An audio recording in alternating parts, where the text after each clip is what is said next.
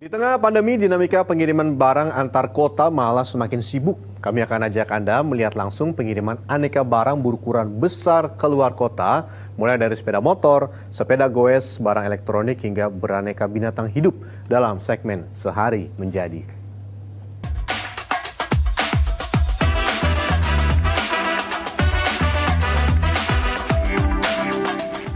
Sudah. Selamat datang di segmen Sehari Menjadi. Ini beberapa barang-barang yang sudah dikemas dan juga siap untuk dikirim. Dan ini juga ada motor yang harus kita kemas terlebih dahulu. Karena hari ini saya akan sehari menjadi seorang kurir ekspedisi borong-borong besar dengan kereta api dan juga mobil box. Let's go! Di saat banyak bisnis harus tutup saat pandemi, para petugas ekspedisi kereta api tetap sibuk mengemas barang-barang berukuran besar yang akan dikirim ke berbagai kota. Salah satu yang tak pernah berhenti dikirim adalah sepeda motor, baik yang ber-cc kecil hingga moge atau motor gede.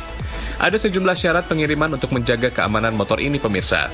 Spion misalnya, harus dilepas dan disimpan di dalam bagasi di bawah jok agar spion tidak pecah atau patah saat pengiriman. Yang paling penting, kosongkan tangki bahan bakar. Ruang kargo yang panas dan sering berguncang sepanjang perjalanan membuat bahan bakar rawan memercik hingga mudah memicu kebakaran. Sebetulnya memang harusnya sudah dikosongkan oleh pelanggan, tapi kadang masih nyisa sedikit. Tapi ini betul-betul harus tiris, karena malah nanti akan membahayakan selama pengiriman. Karena cuma tinggal dikit lah, tapi bahaya sekali. Lalu, agar badan motor tidak tergores, bubble wrap yang akan menjadi selimutnya. Wah, bubble wrap-nya tidak boleh pelit ya. Semua bagian harus tertutup rapi. Cukup. Oke, bubble wrap-nya sudah.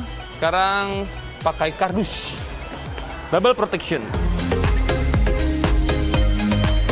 Belum cukup pemirsa, lanjut lagi lapis dengan karton.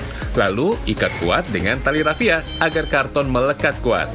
Masih kurang, tambahkan lapisan pengaman ketiga menggunakan karung. Tapi kali ini ada tambahan biaya bila konsumen meminta lapisan karungnya ya. Ini yang bentuk dari proteksi ekstra, ini bayar agak mahal sedikit, tapi benefitnya adalah ditambahkan supaya tidak kena air hujan misalkan atau percikan-percikan air. Ingat ya gini ya. FYI pemirsa, tarif pengiriman motor tujuan Jawa, Madura, dan Bali dipatok antara Rp500.000 hingga Rp1.000.000 sekali kirim.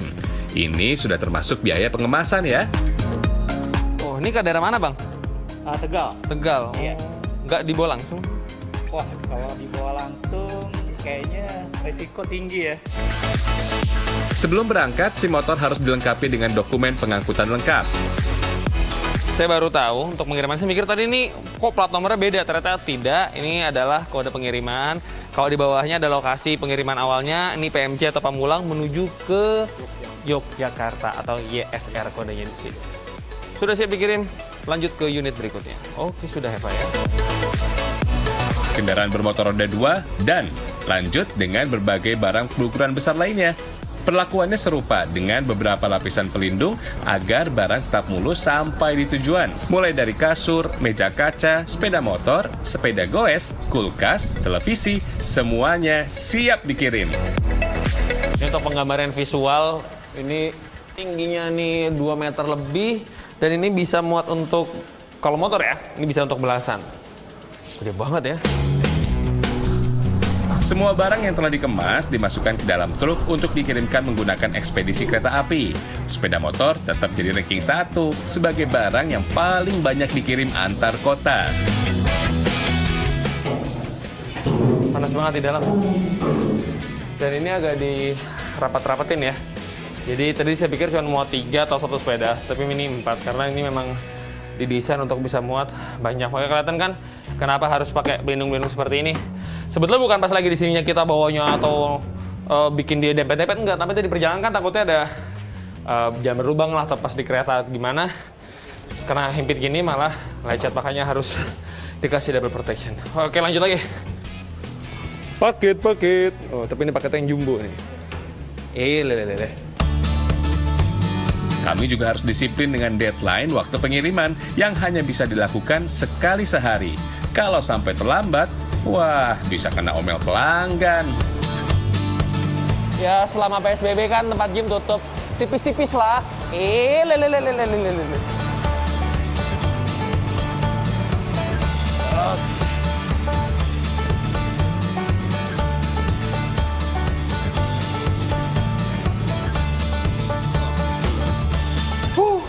Jadi ini si truknya masih ada kayak kosong setengah karena memang nanti akan ke cabang lain untuk ngambil unit lain kayak motor, juga ada barang-barang besar-besar lainnya. Dan pegal banget bro. Saya harus istirahat sebentar karena memang gak mudah ya. Jadi kurir apalagi yang barang-barang besar butuh tenaga ekstra. Break sebentar. Tidak cuma benda mati pemirsa, jasa pengiriman juga harus siap mengantarkan berbagai hewan hidup ke tangan pelanggan. Mulai dari burung, anjing, kucing, unggas, ikan, hingga reptil kerap menumpang ekspedisi. Jadi untuk pengiriman ke Serang, ini kebetulan ada beberapa box ikan. Ini juga sudah seizin pelanggannya. Ini dilakukan pengecekan secara random, memastikan bahwa barang yang dikirim adalah betul sesuai dengan tulisan pertamanya ya. Atau informasi awal dari si pelanggan. Ini ikan hias ini lagi, ikan hits, ikan cupang. Nah, tidak seperti benda mati, pengemasan hewan hidup harus dilakukan oleh sang pengirim agar standar keamanan si hewan benar-benar terjamin. Selembar surat pernyataan menerima segala bentuk resiko selama pengiriman juga harus ditandatangani, sehingga pengirim siap menghadapi resiko kematian hewan.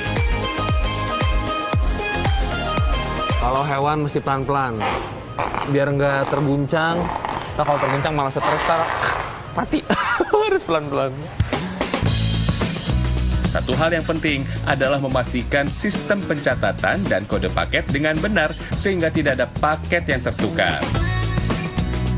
Yang jadi pembeda selama masa PSBB memang tidak bisa mengirimkan hewan-hewan yang ada di sini kecuali ikan menggunakan kereta api. Tetapi kalau menggunakan mobil box itu bisa menggunakan ataupun mengirimkan barang.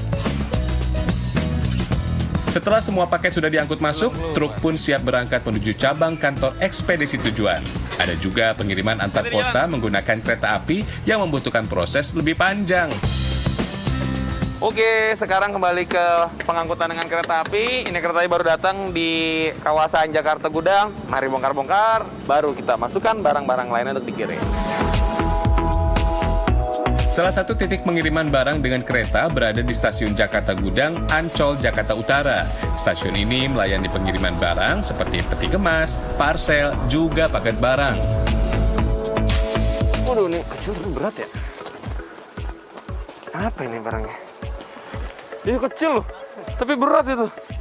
Kayak tempat aku gym, ini kecil tapi berat banget. Oh, ini gede tapi enteng tuh. Sering kejebak. Niat ngambil kecil istirahat malah kerja keras. Barang-barang ini nantinya akan didistribusikan menggunakan truk-truk yang lebih kecil ke cabang ekspedisi di masing-masing kota tujuan. Oh, selesai. Ya ilah. Bang, ada lagi nih. Iya sih, di kereta masih banyak sih ya. Hari masih panjang. Barang kita semua, Bang. Oke. Aduh. Selesai tugas saya di sini. Masih ada lagi tugas di gerbong depan untuk menurunkan motor-motor kiriman. Meski dihantam pandemi, pengiriman motor masih terhitung cukup banyak, hingga puluhan unit per harinya. Masing-masing perusahaan ekspedisi menandai identitasnya dari kemasan yang khas. Ini lebih susah daripada parkir mobil. Karena nggak ada spionnya, terus lebih susah beloknya. Jadi spionnya ya teman-teman di sini. Yuk kiri, terus kanan, yuk. Never ending story bro. Baru kelar ngebongkar satu buat dikirim, ini sudah ada lagi. Setelah diturunkan, seluruh barang akan segera digeser ke bagian penimbangan agar tidak terjadi kelebihan muatan. Jadi ada barang yang masuk lagi. Oh ya, informasi untuk Anda, jadi sebelum seluruh barang-barang ini dimasukkan ke dalam kereta untuk pengiriman ekspedisi, sebelumnya harus ditimbang terlebih dahulu menggunakan bobot tonase supaya tidak kelebihan muatan. Nah, ini salah satunya nih. Capek juga ternyata pemirsa. Dalam sehari, satu perusahaan jasa ekspedisi bisa memberangkatkan antara 20 hingga 35 ton barang. Ini jumlah pengiriman semasa pandemi ya. Sebelumnya, lebih banyak lagi. Sampai 45 ton barang per hari dikirimkan ke berbagai alamat pelanggan. Semua tugas berat ini harus dijalankan dengan ekstra teliti dan hati-hati. Karena tidak ada barang kiriman yang lecet, baret, atau bahkan rusak saat sampai di tangan pelanggan. Wah, salut banget bapak-bapak ekspedisi sekalian. Rian Fernando, Galuh Prestisa, Agung Dai, Jakarta.